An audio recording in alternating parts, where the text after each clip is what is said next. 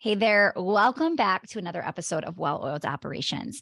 So my guest today, I am so excited for. I remember I looked at my Google Calendar and I saw his name. Like I look at my calendar, kind of like a 30-day view, and I just quickly glance and I saw his name on my calendar and I was like, shut up. Did we seriously get Patrick Lencioni on my podcast? Like I am ecstatic. So first of all, he has, I think 12 or 13 books. He is in the space of organizational health, which we're obsessed with here at Well-Oiled Operations. Inside of Well-Oiled, we have a recommended reading list, and I have some of Patrick's books on there I've read them, and I always tell the people that are purchasing our program, like, this is a must read. So I am so excited. We get to dive in to his newest book. And I will tell you it's sort of like an assessment of a personality, which you might be thinking, how many personality tests do I need to take? This one is different. And I'm surprised at a realization I had on the podcast with him. I took his assessment before and I saw it and I was like, I don't know if that's who I am. And then after talking with him, I share who I really think I am and just how we kind of carry the weight sometimes of who we think we should be in business. And that was so interesting. So we're going to talk about really releasing the guilt of you don't have to be good at everything. And you do need help. And we need to figure out who the right help is going to be for you. So let me introduce you to Patrick Lencioni. I am so excited. Enjoy today's episode. Pat, welcome to Well-Oiled Operations. It's great to be here. This is going to be a fun conversation. Yes, I am really looking forward to it. So one of my favorite books of yours is The 5 Dysfunctions of a Team. I definitely recommend my community to be checking that out. I actually have the advantage sitting on my desk yet to read, so I'm excited about that. But I want to talk about your newest book today. So you have this book out, 6 Types of Working Genius, and we're going to dive in. Before we do that, can you just give a little bit of a background of how you got started in this organizational health? Sure. Quickly, when I was a kid, I was fascinated with work because my dad would come home from work and I'd be like, what is that work thing? And why does he get frustrated by it? I didn't understand it. I got my first job at a management consulting firm and I found it kind of frustrating. It wasn't a good fit for me. And then I worked in 2 more companies and I was like, wow, people need to enjoy their jobs more. And that makes for better companies and people's dignity. And I loved strategy, but I liked the human side. So I started my own company 25 years ago, this past October. Wow. Had my first book published a year later, which we were going to take to Kinko's and hand it to people, and a publisher actually said they liked it. Wow. So I accidentally got into this field and that's kind of how it started. And then I started giving a lot of talks and writing more books and people said, we want more of these. I write fiction stories because I was a screenwriter in a previous life for fun. Okay. And so that's kind of how I got into this, just a passion for people and their experience at work. Yeah, so good. So how many books do you have right now? I think it's 13, depending on how you count them. I have one field guide. So I think it's 13. Okay. I love that. So your newest book, 6 Types of Working Genius. Why? Why that book? Why now? So I've always been a huge fan of like personality types, Myers-Briggs and DISC and all those things. But, and I was not planning on doing something like this myself. Like most of my books, it comes out by accident, either working with a client or in my own company. And Stacy, I had spent more than 20 years being kind of frustrated in my job, even though I love the people I work with and I love what I do. And I'd come to work all excited and I'd get grumpy. And I never understood why. And finally, one of my friends said, why are you like that? And I said, I don't know, but I want to figure it out. And that day, 4 hours later, I sat there and I said, what makes me grumpy? And I was like, oh, when people ask me to do that, I get grumpy. And I do that a lot. What do I love to do? And 4 hours later, there was 6 circles on a whiteboard that explained the different kinds of work and the ones that gave me joy and energy and the ones that drained me of my joy and energy. And I was not planning on coming up with a model or writing a book about it. It was just to try to help me understand how I could be less frustrated. Yeah. And then somebody saw the model on the whiteboard and shared it with the CEO client that they had. And they were like, this explains everything. And then my wife and I at home started doing it with our kids and our friends and other people in the office. And it became clear, like, there's something going on here. And so it was by accident, but it was really, the other thing was, unlike all those other wonderful tools, it was really just about the specific kinds of work, the tasks that we love and that feed us, and the tasks that we hate and that drain us. And so that's kind of how it all came about. Oh, so good. So, and I think one of the problems in business is we treat everybody the same. And I think seeing how different people are, and I took the assessment of yours. So just even reading certain things of like, oh no, I'm not that person, or yes, this is me to a T. It just shows you how different the people we are working with are, yet a lot of times we have a cookie cutter approach. Yeah. And one man's trash or woman's is another man's treasure. Yeah. And the things that you love to do, it's so easy to go, well, everybody would love this. Like when I manage people, I go, okay, I'm not going to tell you what to do. I'm going to give you lots of freedom. You can figure it out on your own. And half the time they're like, what are you trying to kill me? And I'm like, what do you mean? Don't you love that? And they're like, no, I want you to give me parameters and descriptions and explanations for what you want me to do. And I'm like, but I don't like it when people do that with me. And I realized, oh my gosh, what I think people would like, some of them hate, and vice versa. And so, we talk a lot about diversity in the workplace, but there's a diversity of gifts that God gives people. And, Jim Collins, who I know, talks about getting the right people on the bus. But then the question is, what seat on the bus should they take so that we get people in the place they're supposed to be? Yeah, so good. So when you first did this originally for yourself, trying to figure this out, how did you make changes for you once you figured out who you were? Okay, I love this. So one of the 6 types of working genius is called galvanizing. And just because I give speeches and do podcasts and write books doesn't mean that I like to come to work every day and kind of push the ball a little bit more. Galvanizers, they really get joy and energy out of like rallying the troops and getting them together and pushing them and reminding them and exhorting them. And I can do it okay, but it's not my thing. Well, every day I'd come to work and I'd be galvanizing people. And instead I wanted to be doing inventing and discerning, which are my gifts. And so when I realized this, I thought, well, I have a guy on my team who's young, who has the genius of galvanizing. Yeah. And I said to him, I want you to be the new chief galvanizing officer. And he said, well, I don't know. Do I have I earned the right to do that? I said, no. It's a gift. And so he goes, I would love that. So I gave him the gift of doing what he's great at. I got to step back and do a lot less of it, which meant I got to do more invention and discernment. And since that time, and applying this to other people, we're getting twice as much done in less time. Yeah. And we're all getting fed. I go home at night and I'm like, that was a busy day and I feel energized, as opposed to I feel beaten down. Yeah, I'm drained, right? Right. A lot of people listening are going home feeling exhausted and drained and all of that. In fact, we talk about the working genius. So there's 6 types of working genius, but only 2 of them are your genius. Okay. Right. That's where you get joy and energy. And we like to say that. So if there's 6 cups of coffee there, 2 of them, your genius is like that Yeti mug where you pour the coffee in and you screw the lid on really tight. It stays hot all day long. 2 of them are like a Starbucks cup, or like this one here, and you put the lid on it and it's plastic, but it holds the heat for a while. But the 2 worst ones, your working frustrations, they have a hole in the bottom of the cup and you pour the coffee and it just goes right through and it doesn't hold any energy. Well, if we don't know which of our geniuses, competencies, or frustrations, we can't organize our work to be the best that we can be. Yeah, I love that so much. Can we talk about the 6 pieces so people kind of can start to identify? Yes. So I'll do it in the order that work generally happens, starting from 50,000 feet up in the clouds down to landing on the ground. Okay. So the first genius is the highest level in terms of, way up there off the ground. It's called the genius of wonder. Okay. The genius of wonder is the gift that some people have. They get joy and energy from asking questions and pondering things and looking for potential. Like, why do we do it this way? Is this really what our customers want? Is there a better way? Gosh, I wonder if we're settling here.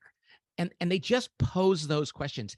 Every idea, Stacy, every new company, product, initiative starts with somebody saying, maybe there's a better way. And there are people that naturally do that. My wife has the genius of wonder. She's done this throughout our marriage. I never knew it was a genius.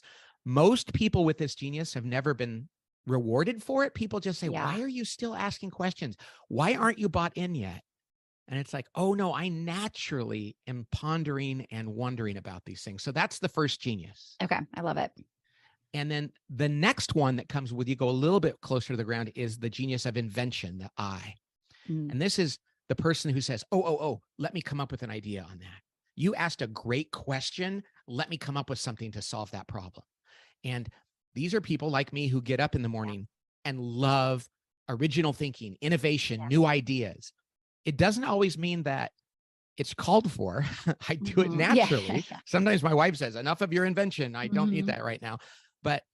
But some people are naturally good at that, and it gives them joy and energy. So the first one is wonder. The next one is invention. And then we get to a really fun one to talk about, which is discernment. Discernment is the genius, the God-given skill of having great gut feel, intuition, instinct, pattern recognition.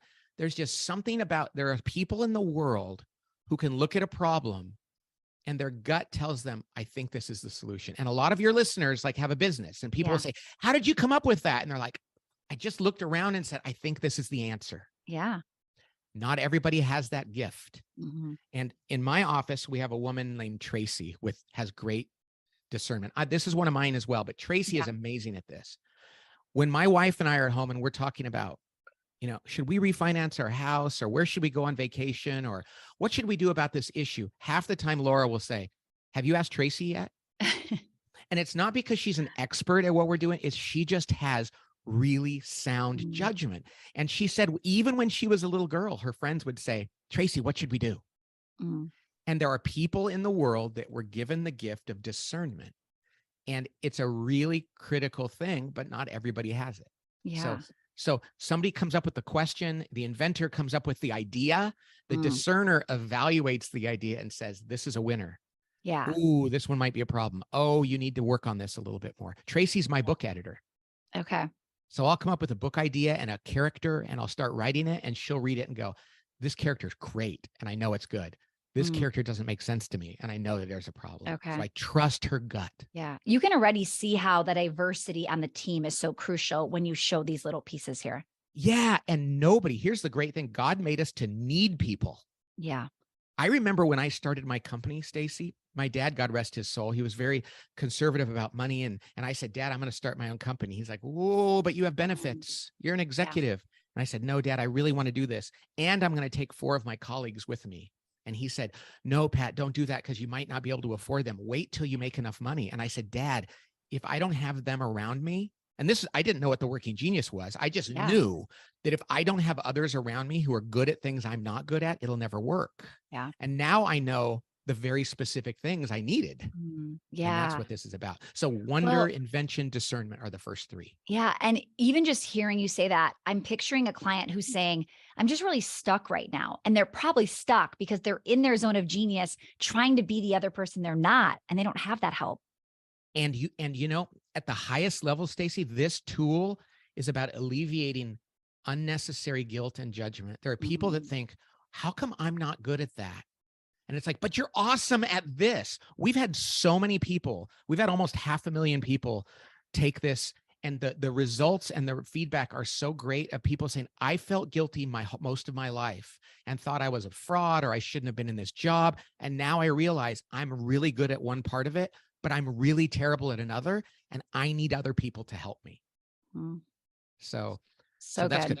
Should we go to the fourth? Yeah, let's go to the fourth one.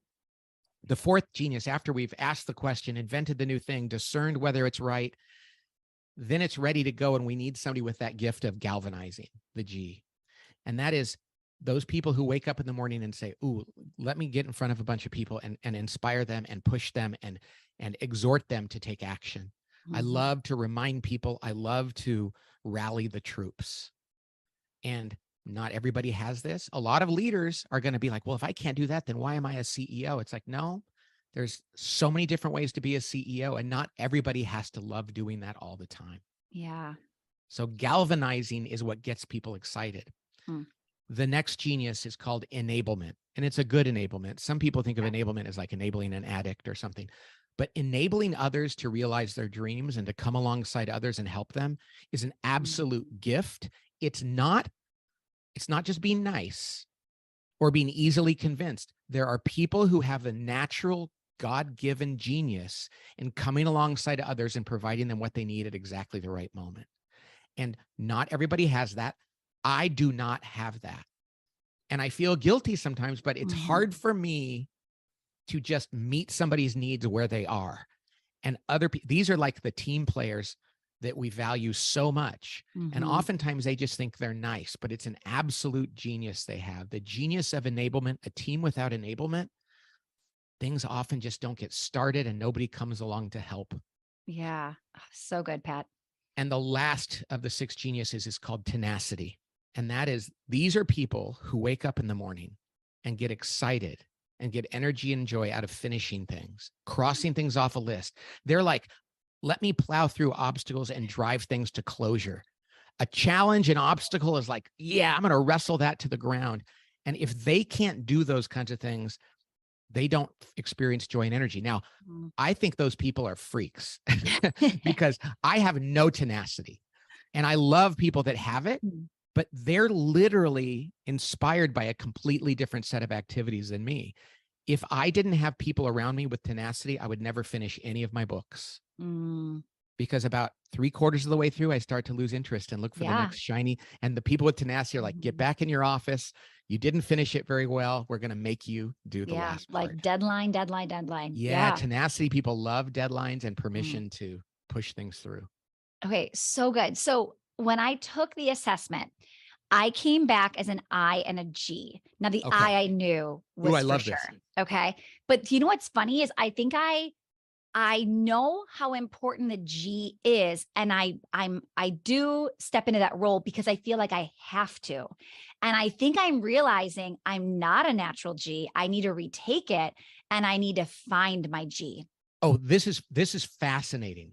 This is fascinating, Stacy, because a lot of people, when they take this, they think, but people say I'm good at that, or I've been good at that in my life. But because of our wounds or because of other situations, we often get good at things we don't like.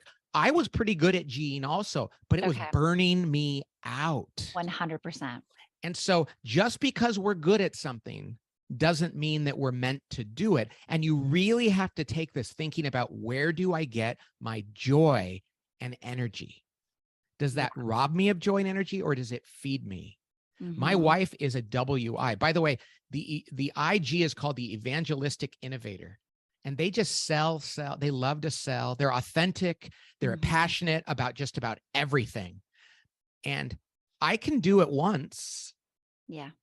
But doing it every day and keeping going is not my thing.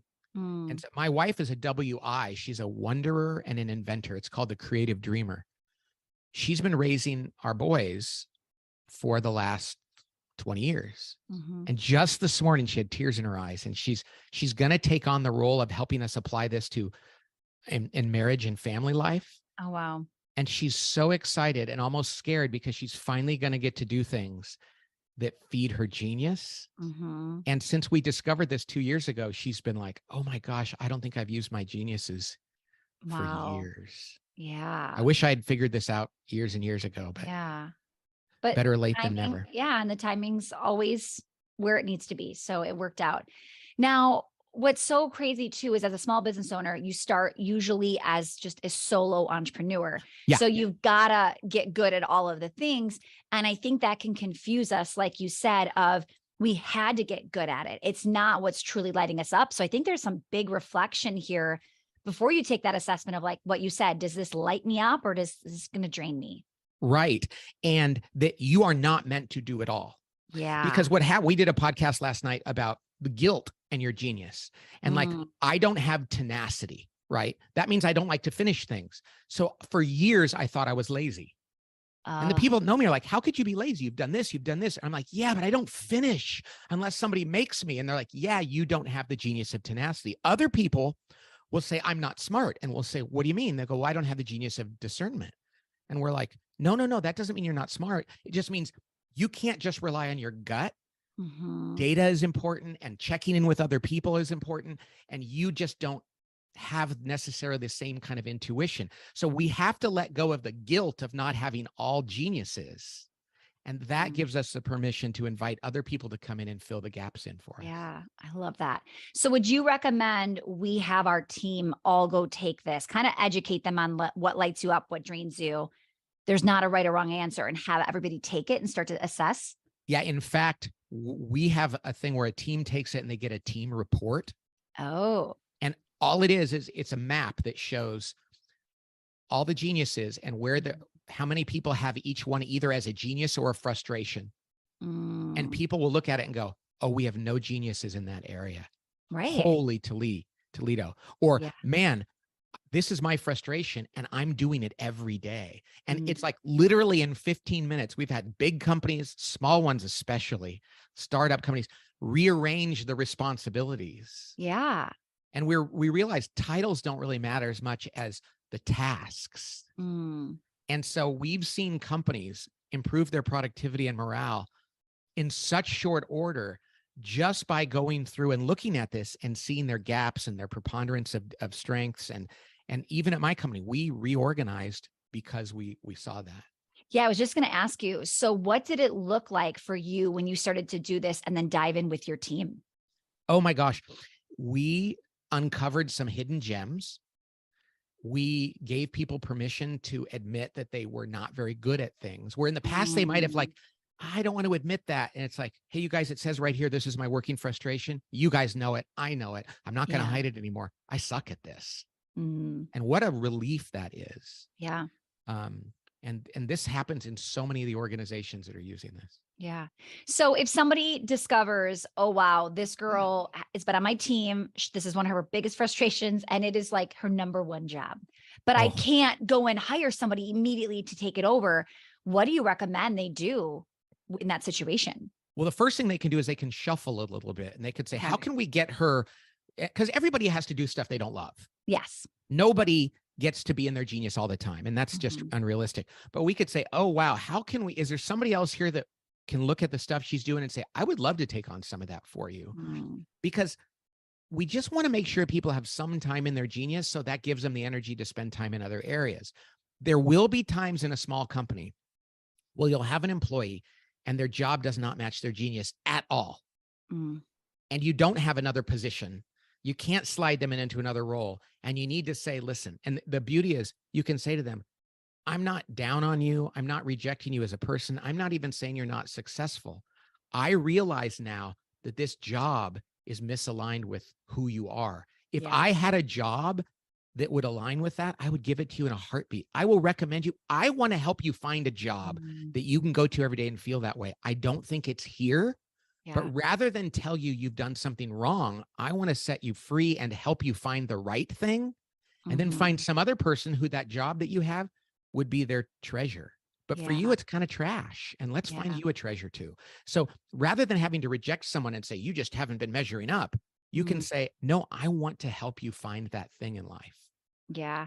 And those are hard conversations, but so necessary. And if this person on your team has been doing all of the things they're not being lit up by, they go home and they are drained. Imagine what it'll be like for them when you release them to go find what they're amazing at. And to do that in a positive way and to help them, they will come back later and say, that was the best thing that ever happened to me. But when you tell somebody that, and so many times I've seen this happen, people will just let somebody go and say, well, you didn't measure up. And they think, did I have a bad attitude? Am I just not talented? It's so much more dignifying to explain to them that it just didn't align with their geniuses. Now, you know what's something, Stacy, I think is fascinating. And that is, we had a guy who had the head of sales that worked for him at this company. She was brilliant. I mean, when I say brilliant, she was fantastic. She was an E and a T, which means she loved helping people and she loved finishing things. So she was great with customers. They made their numbers. She was really hardworking. Then the market changed and they needed a new sales strategy. And this woman couldn't come up with one. She had no eye, right? No invention. And the guy said, I was like, well, if she can't come up with a new sales strategy, maybe she's not the right person to run sales. Maybe I should let her go. And they did Working Genius. And he said, oh my gosh. She said, I just don't have invention.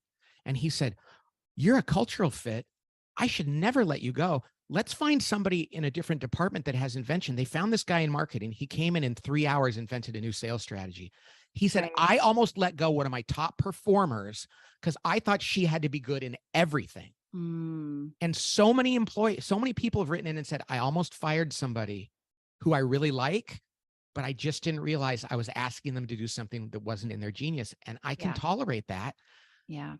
And so I love when people don't get fired, but they get rewarded for being what they're good at, and other people come in to help them. Yeah. And it's almost like this opportunity to quickly find a solution to your problem. You know, if we need a new idea and we see the girl in that role is not your eye, okay, great. Where are the eyes and how do we get them on a brainstorming call together? And they're like, you're kidding. You mean you're going to let me do this? And we're like, you're going to save my life. I mean, literally morale goes up when people go, oh, you want me to do that. And you don't want to do that. We could swap some responsibilities and both be happier. Yeah. I mean, it's crazy. I can only imagine like going to an eye and saying, hey, eyes, I need your ideas. And them being so excited to go to that meeting. When my wife says, Pat, I need some discernment or I need some invention, I'm like, ooh.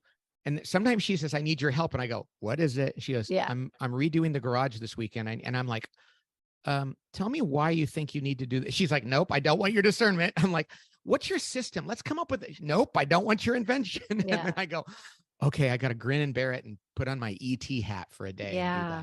Oh, so good. So you said it's not just going to be for team and work. What are the other areas you're doing this in? Your wife's going to be heading up something? Well, what we've realized is this, when my wife and I, when we figured out our Working Geniuses, we both realized neither of us has any tenacity. So Stacy, you can imagine how many things, when neither person in a marriage has tenacity, things fall through the cracks. Yeah. And I'm not happy to say that I would get kind of frustrated, and Laura would be frustrated too. Yeah. And then now we're like, oh my gosh, we laugh, something falls through the cracks and we go, we are terrible at tenacity. And then we go, it's okay, no guilt. Let's go find somebody to help us with that. Yeah. So do you find an assistant or somebody that has the opposite skill sets? We have this woman named Clara, who has lots of tea and galvanizing, which means she gets us going. And Laura talks to her every morning and says, these are my goals. And Clara talks to her about what it's going to take. And we tell her where we're struggling. Sometimes she helps us with something, or at the end of the day, she talks to Laura and said, what'd you get done? How did it work? What about this? And she keeps us on task, because otherwise my wife and I are header in the clouds and we'll see a shiny object and we'll forget some of the basics. So we literally have brought somebody in to help us 20 minutes a day. And it's making a huge difference in our lives. So good. Pat, I could geek out on this all day long. This has been such a phenomenal conversation. Where can people find the assessment, grab your books? Like, where do they go online? Okay. Well, the assessment, which is where I would suggest people start, is on workinggenius.com. So there's 2 G's in the middle, workinggenius.com. And it's all there. There's all kinds of resources and descriptions of it. And everything you need is there to buy the assessment, take it, and get the report back. Teams can do it. The books are available anywhere books are sold. And one thing I would say is all of my books are fiction except The Advantage, which you're about to read. Oh, okay, cool. And so this is a fiction story about a guy and his family and his team, and why he was really struggling in his career and how he figured this out and applied it. And he applies it at home, in his family. He applies it at volunteering at church. He applies it in his own firm. And I think this fiction people like probably as much as any fiction I've ever written, because there's a lot of humor and twists and turns and stuff. Yeah.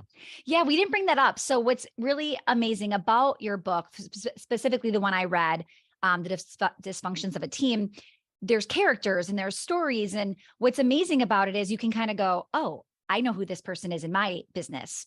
Right. Yes. And it grabs your attention more than just kind of sometimes reading just a boring book, right? It's like, no, I can see this and I can envision us. And it really clicked for me in a different way. So it's really interesting how you decided to do that and mix the two. Yeah, and it's interesting. It goes back to Working Genius, but I wrote screenplays. I loved writing my whole life. Yeah. And so when the first time somebody encouraged me to write a business book, because I came up with this leadership theory 25 years ago, and I thought, oh, wait a second, I don't finish any of the business books I have, and it takes too long to read them. Yeah. And why don't I love writing characters and dialogue. Mm-hmm. So I said, why don't I explain it through story? People will get through it quicker. And then in the end, I'll put a little description of what they just learned. And again, we had no idea that was going to work. And so many of the people that read our books like that because it's quick. Yep. And they're using it in colleges. And a lot of my books in colleges because kids read it and they remember it and they get through it. So this book is that way too. Okay. And, amazing. Yeah. Pat, thank you so much for being here. I am so excited to have my community get to hear in and listen to this. Definitely go check out all of the books he has to offer. But again, thanks for being here, Pat. Thank you very much, Stacy. God bless you.